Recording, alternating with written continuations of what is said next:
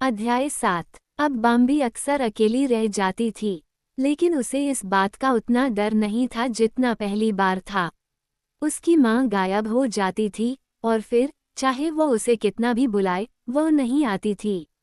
लेकिन फिर वह अप्रत्याशित रूप से फिर से प्रकट हो जाती थी।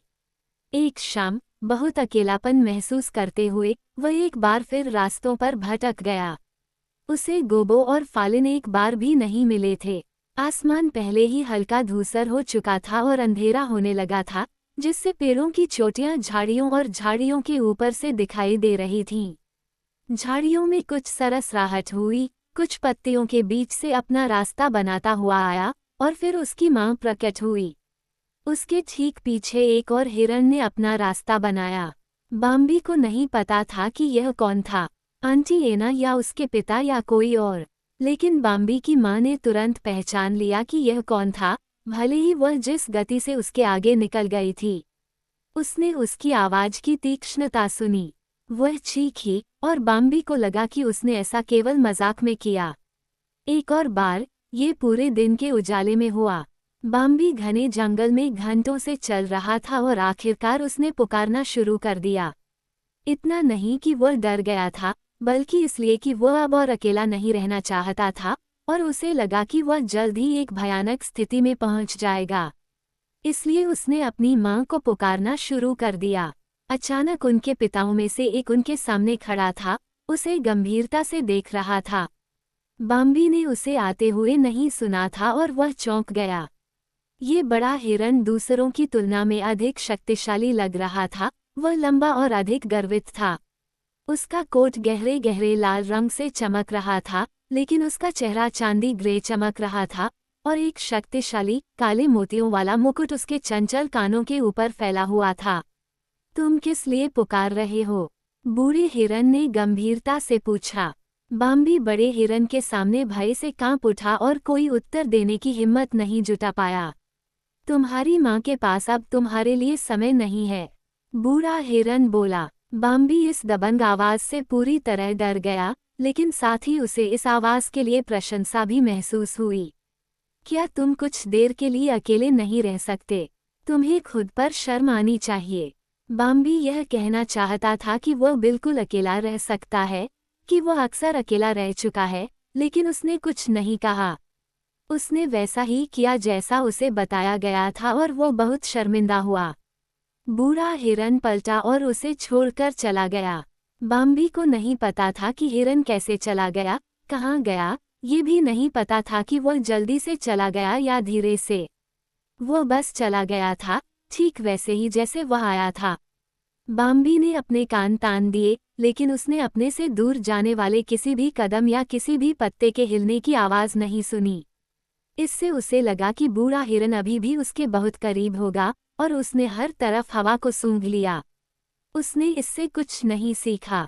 बाम्बी ने राहत की सांस ली क्योंकि वह एक बार फिर अकेला था, लेकिन साथ ही वह बूढ़े हिरन को फिर से देखने और यह सुनिश्चित करने के लिए तरस रहा था कि वह उससे नाराज न हो। फिर उसकी माँ आ गई, लेकिन बाम्बी ने बुजुर्ग से अपनी मुलाकात के बारे में कुछ नहीं बताया। नहीं उसने कभी उसे पुकारा, अब जब वह नजरों से ओझल हो गई थी। जब वह अकेले घूमता था तो उसे बूढ़े हिरन के बारे में याद आता था, उसे उससे मिलने की प्रबल इच्छा होती थी। फिर वह उससे कहता, देखा, मैं किसी को नहीं बुला रहा हूँ, और बुजुर्ग उसकी तारीफ करता। हालांकि अगली बार जब वे घास के मैदान पर साथ थे तो उन्होंने गोबो और फालिन से बात की। उन्होंने उत्साह के साथ उनकी बातें सुनी और उनके पास ऐसा कोई अनुभव नहीं था जो इससे तुलना कर सके। क्या आप डरे नहीं थे? गोबो ने उत्साह से पूछा। हाँ, बाम्बी ने स्वीकार किया, वह डर गया था। बस थोड़ा सा, मैं बहुत डर गया होता, गोबो ने उससे कहा। बाम्बी ने उत्तर दिया कि नहीं, वह बहुत डरा नहीं था, क्योंकि बुजुर्ग बहुत राजसी थे। गोबो ने उससे कहा, यह मेरे लिए बहुत मददगार नहीं होता। मैं उनकी ओर देखने से भी बहुत डर जाता।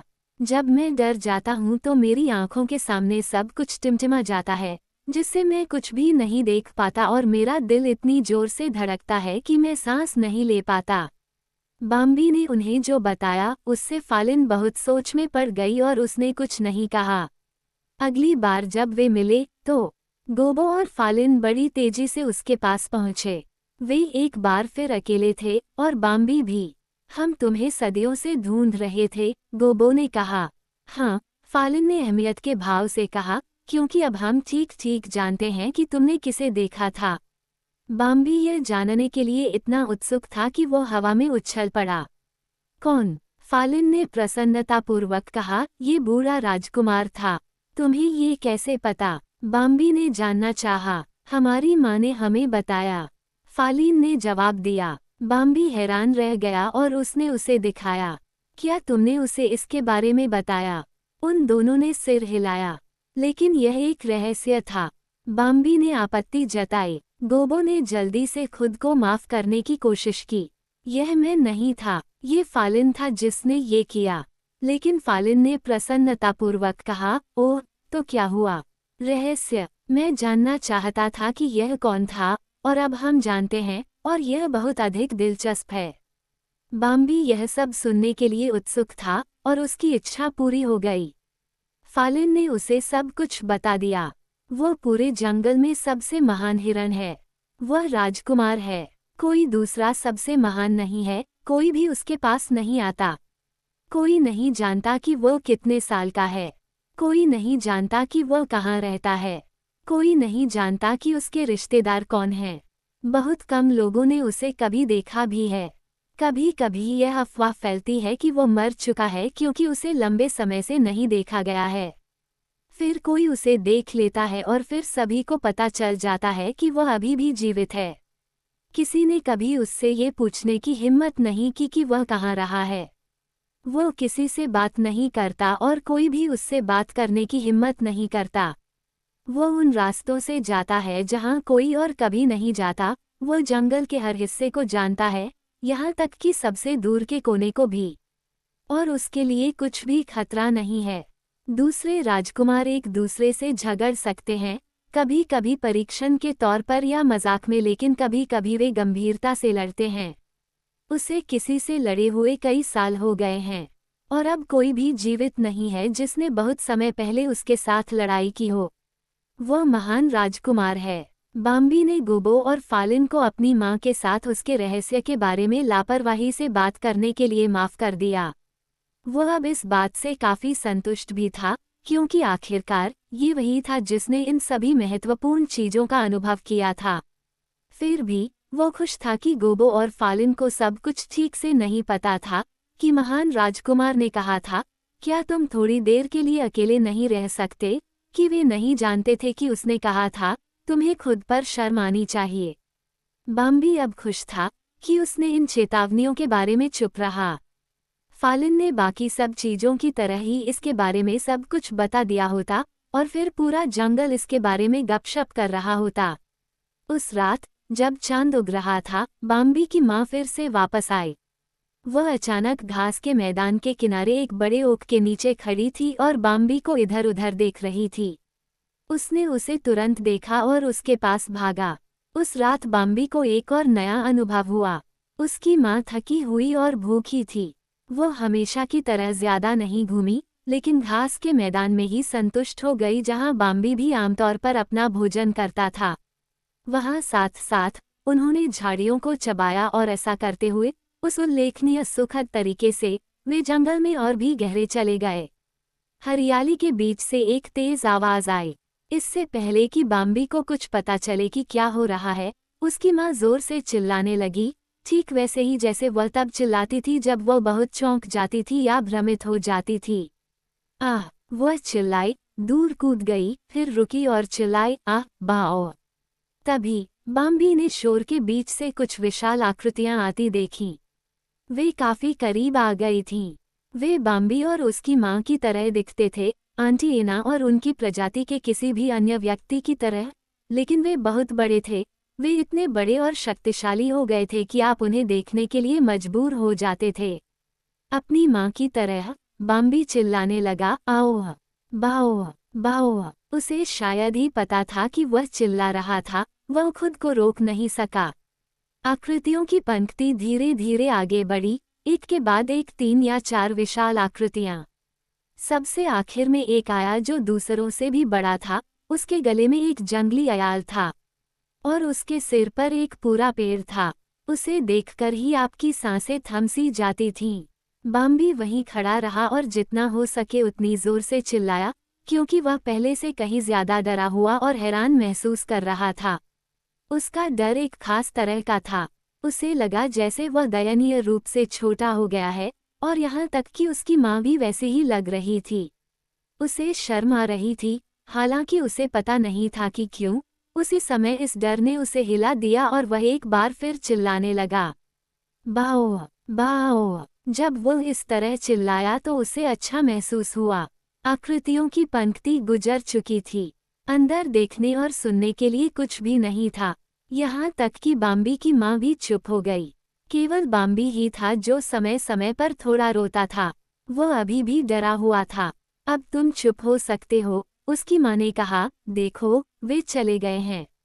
ओह माँ, बाम्बी फुसफुसाया, वह कौन था? ओह, वे वास्तव में इतने खतरनाक नहीं हैं, उसकी माँ ने कहा। वे हमारे बड़े रिश्तेदार थे। हाँ, वे बड़े हैं और उनकी गुणवत्ता आप यह मुझसे कहीं ज्यादा बेहतर है।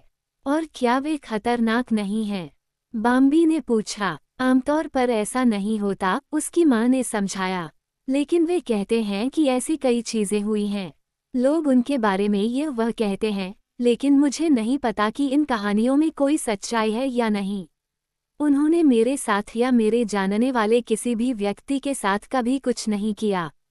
बाम्बी ने सोचा, जब वे हमारे रिश्तेदार हैं तो वे हमारे साथ कुछ क्यों करेंगे? वह चुप रहना चाहता था, लेकिन वह अभी भी कांप रहा था। नहीं, मुझे नहीं लगता कि वे हमारे साथ कुछ करेंगे, उसकी माँ ने जवाब दिया। लेकिन मुझे यकीन नहीं है, और जब भी मैं उन्हें देखती हूँ तो मैं घबरा जाती हूँ। मैं खुद को रोक नहीं पाती। हर बार ऐसा ही होता है। इस बातचीत से धीरे धीरे बाम्बी शांत हो गया, लेकिन वह विचारमग्न रहा। उसके ठीक ऊपर, एक एल्डर पेड़ की शाखाओं के बीच, एक प्रभावशाली भूरे रंग का उल्लू चीख रहा था। लेकिन बाम्बी भ्रमित था और एक बार ये दिखाना भूल गया कि वह चौंक गया था।